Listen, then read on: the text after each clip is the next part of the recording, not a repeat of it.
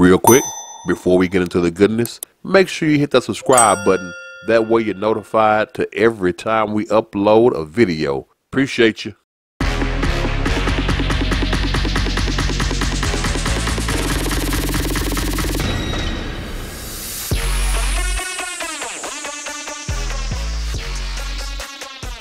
Immigration. It is what this wonderful nation was founded upon. People from foreign places, other homes, coming here to start a new life. We've all heard the phrase, give us your poor, your tired, your huddled masses. We all know that America is made up of Americans that came from other places. We understand this. Now, with all that being said, it is 2023. And there are some things that need to be curtailed, restricted a little bit, adjusted. And immigration is one of those things. I am going to do my best to keep the politics out of this conversation. I just want to discuss the brass tacks, the meat and potatoes of this particular topic. With that said, America is not the strictest when it comes to immigration, nor are we the loosest.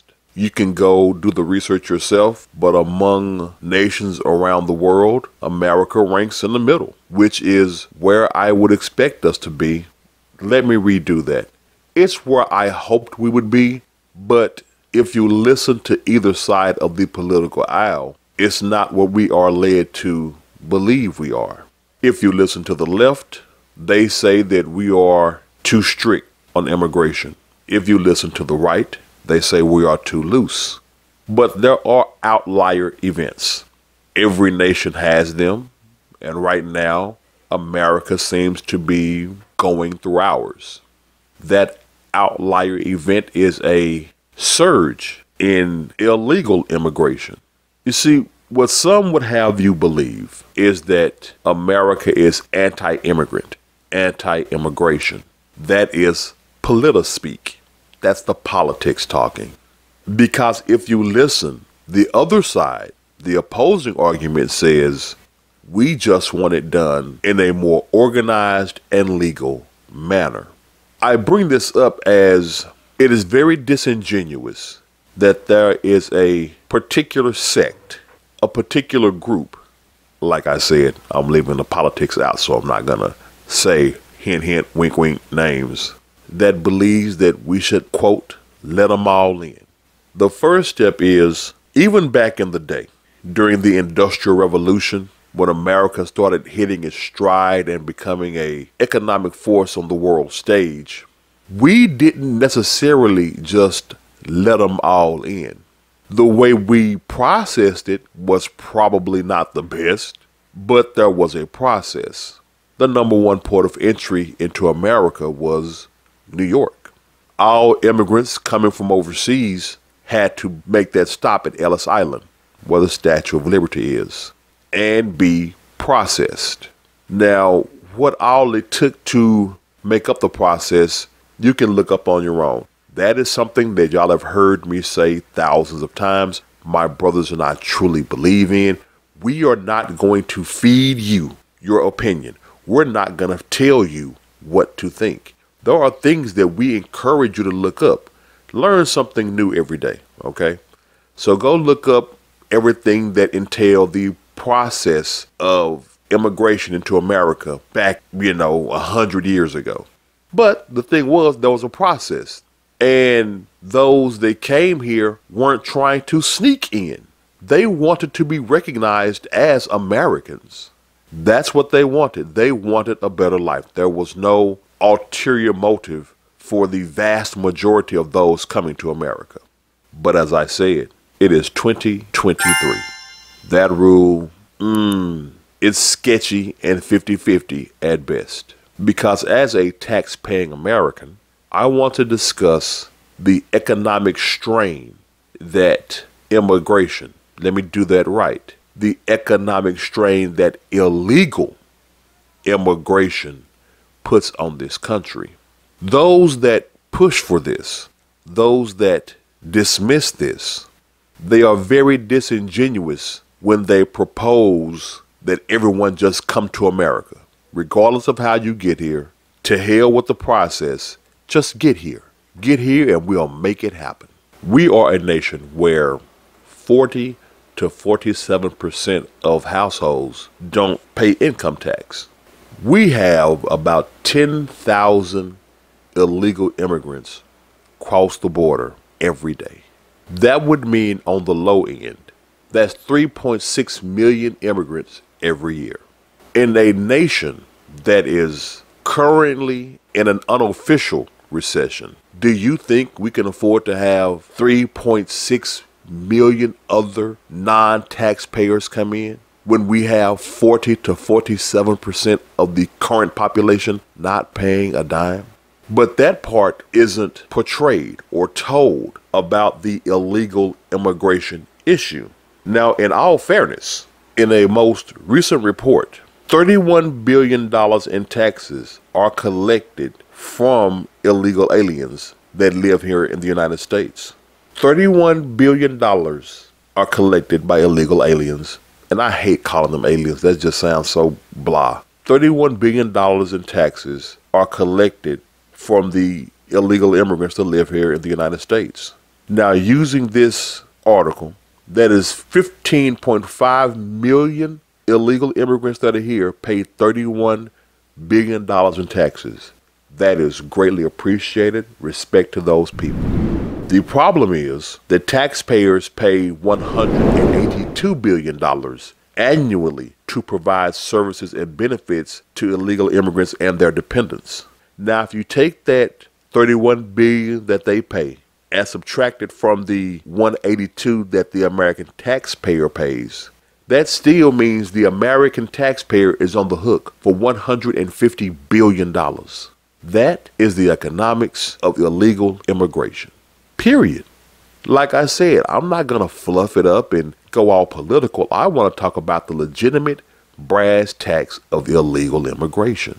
When you essentially only have 60% of a population, of a legal population that's paying taxes, that is a strain. So think about that. The taxpayers are paying on the hook for $150 billion because there are illegal immigrants that live here and work here and do pay taxes. According to fair data, just the data, they pay $31 billion. Better than that 40 to 47% that ain't paying. But that is the most recent evaluation of the numbers of the cost of illegal immigration. This was in March of this year. So it cost us on a financial level. Let me break down to how it cost us on a more fundamental and ethical level. Y'all heard of those things called sanctuary cities? You may have heard the term, but allow me to tell you exactly what sanctuary cities are. A sanctuary city is a municipality that limits or denies its cooperation with the national government in enforcing immigration law. I will put it to you like this. These are cities where they told the federal government, "Fuck you! We're going to ignore your law." In 2023 and looking back, has the term slippery slope not taught you anything? The top 10 largest sanctuary cities are New York City, Los Angeles, Chicago, Philadelphia, San Francisco, Seattle. Those are the top 10 cities that said, the federal law, we're going to do everything our way. We are going to disobey the law because we want to be virtuous. Now, out of those top 10 cities that I read you might have noticed that those are also the cities where you hear about the most thefts and violent crimes. Is it a wonder that places that ignore law breed lawlessness?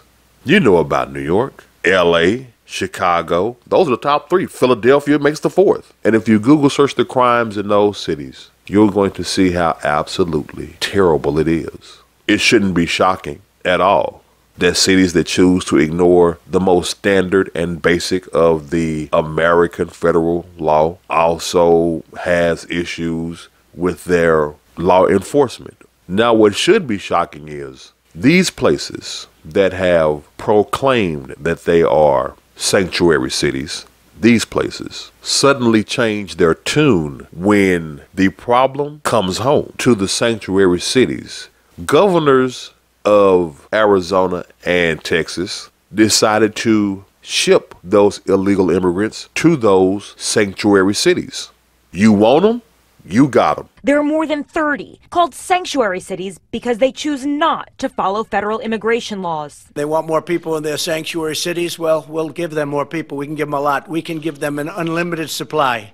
They boasted, they bragged that this is a safe city, that they're not going to report them to ICE, which is the Immigration and Custom Agency. They asked for them, so we sent them some, a small smidgen. Remember, there are 10,000 crossing a day, and these governors bust a few thousand after a couple of years of having to deal with it themselves. They just sent these sanctuary cities a few thousand. And when they got there, how did that play out? And let's see if they're so happy. They say we have open arms. They're always saying they have open arms. Let's see if they have open arms. This is an outrageous abuse of power and public resources. We in Seattle, in this region, will stand up against a president who divides America. She declared Washington, D.C. a sanctuary city. She said the city would pay to fight the federal government's efforts to deport people. She said the city would give illegal aliens free housing, health care, education. I've asked for the deployment of the Guard, as long as we need the Guard to deal with the humanitarian crisis, that we expect to escalate. The number of people crossing the border seeking asylum, we expect to only go up. And we need to make sure that there is a national response. Liz, the people of Staten Island said no today, and they meant it. The mayor planned to house migrants from the southern border at this former grade school in a fully residential neighborhood with 4 other schools filled with children nearby. The city brought the migrants in. Public officials from the borough held a news conference at the site and promised a lawsuit to prevent the school from being used as a shelter. And by early afternoon, they appear to have won. And he ruled that there's an emergency temporary restraining order from anyone occupying this building.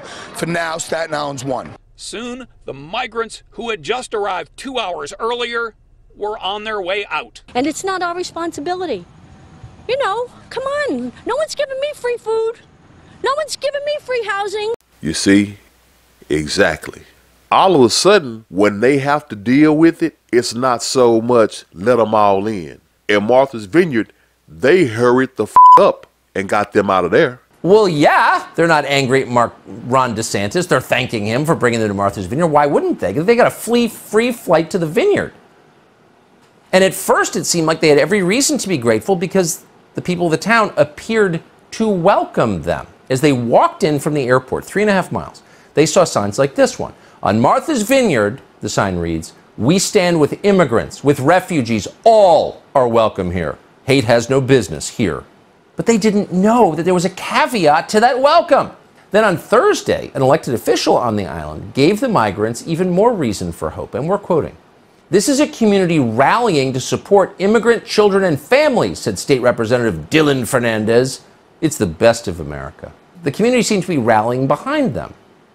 But then, if there was any doubt in the morning, it was gone by afternoon because the message changed very quickly. And the new message was, "Get the hell out of here, brown people." The difficult challenges are we have, at some point in time, they have to move from here to somewhere else, right? We don't have the services to take care of 50 immigrants, and we certainly don't have housing. We're in a housing crisis as we are on this island, and so we can't house everyone here that lives here and works here. We don't have housing for 50 more people. We don't have housing for 50 more people. Says the lady on an island that literally has more than 100,000 empty beds at that exact moment.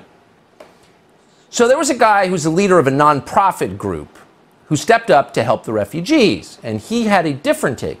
He said the problem wasn't the housing at all, it was the migrants. And we're quoting now. "It's like me taking my trash out and just driving to different areas where I live and throwing my trash there," this man told NBC News. We can't have these illegal, dirty immigrants mess with our prim and proper upper scale neighborhoods. When a problem wasn't at their door, Oh, they had signs boasting about how they support illegal immigrants in their town.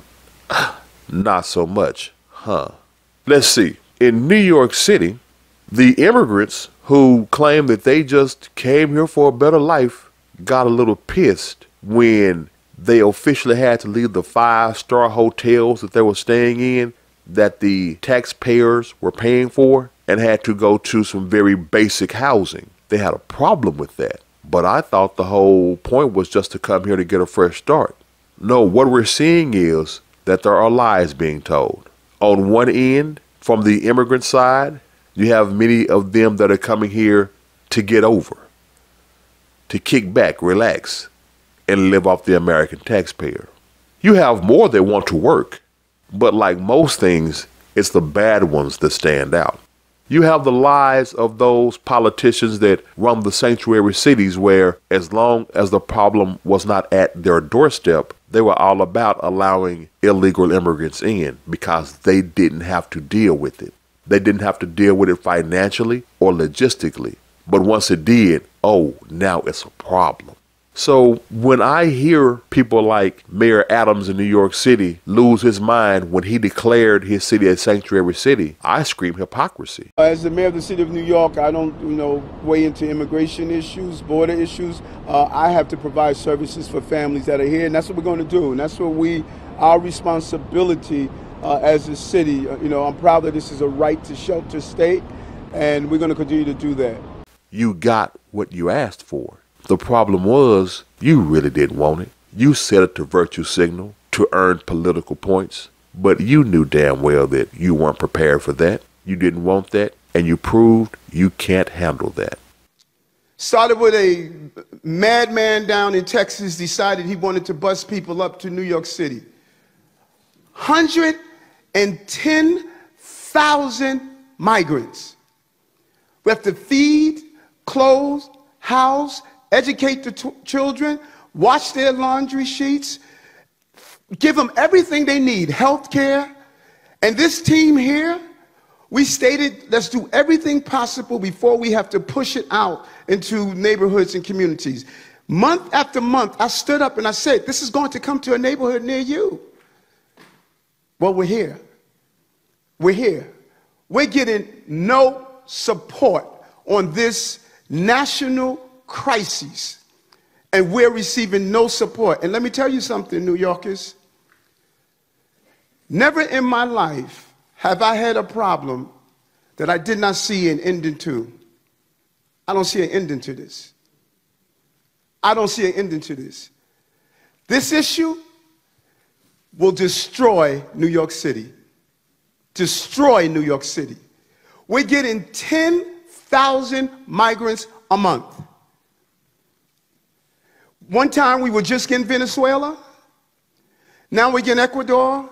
Now we're getting Russian speaking coming through Mexico. Now we're getting Western Africa. Now we're getting people from all over the globe have made their minds up that they're going to come through the southern part of the border and come into New York City.